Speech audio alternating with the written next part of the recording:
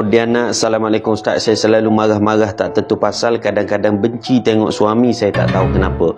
Baik, perasaan yang berubah secara tiba-tiba, maknanya kita bukan benci pada suami, kita bukan benci nak marah pada anak-anak, pada pasangan, tidak. Tetapi tiba-tiba dia terjadi. Orang kata panah baran secara tiba-tiba atau naik angin secara tiba-tiba. Kalau benda tu bukan daripada permasalahan-permasalahan yang ada dalam keluarga dan sebagainya, maknanya kita ni tak ada sebarang masalah dengan suami, dengan pasangan, tak ada sebarang masalah dengan anak-anak, tapi tiba-tiba dia datang marah dengan sendiri atau tiba-tiba marah tak tentu pasal. Hal ini sebahagian daripada tanda gangguan. Bahkan banyak orang yang bila mana kita minta dimandikan dengan air bidara ataupun air ruqyah, terus muntah.